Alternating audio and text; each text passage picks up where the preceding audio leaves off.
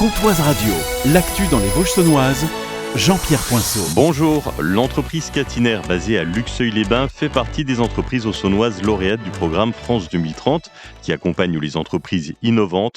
Jean-Victor Roux, secrétaire général adjoint à la préfecture de la Haute-Saône. France 2030, c'est un programme national qui vise à préparer l'avenir de notre pays en investissant dans des secteurs clés. Pour la Haute-Saône, ça représente 11,9 millions d'euros qui ont déjà été mobilisés par l'État pour soutenir 15 projets. Et le projet qu'on visite ce matin à Catiner en est une illustration. C'est une innovation qui est développée par cette entreprise qui a été soutenue à 50% par l'État, c'est-à-dire 250 000 euros. Catiner, le nom est connu en Haute-Saône et au-delà, leur activité les moins. Julien Fauconnier, président de Catiner. On fait des installations de dépoussiérage industriel. Plus facilement, on vient aspirer les poussières dans les ateliers de nos clients. On est 150, on a 5 agences dont le siège est à Brognard, 25 personnes à Brognard. On a 5 agences, Lyon, Toulouse, Angers et Pilance. C'est un nouveau projet de l'entreprise qui est accompagné par le programme France 2030. Estelle Sombray, responsable recherche et développement à Catiner. Le projet des ventilateurs a un intérêt au niveau France 2030 pour son côté innovant. Au niveau amélioration acoustique et aérolique, donc baisse de la consommation d'énergie et meilleure intégration dans l'environnement industriel. Le projet aurait vu le jour dans tous les cas, mais avec ce coup de pouce, c'est un gain de temps et d'efficacité. France 2030 nous permet d'avoir un budget supplémentaire pour pouvoir réaliser des essais physiques en laboratoire spécialisé et un simulateur aérolique pour bien voir le comportement du produit et donc tester le comportement des futurs concepts. Cette visite de la préfecture de région et de la Haute-Saône répond à un objectif simple. Quand on mobilise de l'argent public, bien évidemment, il faut suivre son bon emploi et sa bonne utilisation. Donc moi, dès que je suis arrivé en fonction, j'ai souhaité réunir un comité départemental de suivi pour qu'on puisse passer au peigne fin les différents dossiers, lever des obstacles éventuels avec la CCI, avec la Banque de France, les acteurs économiques qui sont concernés. Il y a également une dimension importante qui est de valoriser les entreprises qui ont bénéficié de cette aide parce que leur projet, l'État y croit, investit, il mérite d'être connu. Et puis il y a également des financements qui restent sur d'autres appels à projets.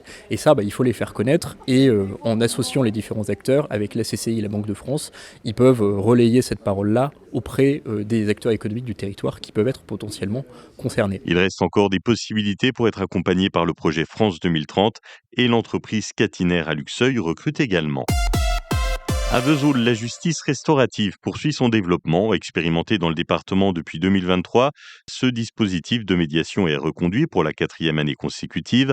Il repose sur le volontariat, s'adresse aux victimes comme aux auteurs d'infractions, ici à caractère sexuel, sans qu'ils ne se rencontrent dans la même affaire. Objectif, mettre des mots sur les faits, comprendre les conséquences et avancer. Avant chaque session, plusieurs entretiens sont organisés pour instaurer un climat de confiance. Le programme est gratuit, confidentiel et n'a aucun impact sur les procédures judiciaires. En France, un peu plus de 200 personnes en ont bénéficié l'an dernier. En Haute-Saône, les autorités sanitaires alertent sur la leptospirose, maladie encore méconnue. Elle est transmise par les urines d'animaux, souvent les rats, et se contracte surtout en milieu humide, rivières, étangs ou zones boueuses. Les pêcheurs, agriculteurs ou encore les sportifs en pleine nature font partie des personnes les plus exposées. La maladie provoque le plus souvent des symptômes grippaux et peut aussi entraîner des formes graves, parfois mortelles. En 2024, plus de 400 cas ont été recensés en France, avec une majorité d'hospitalisations.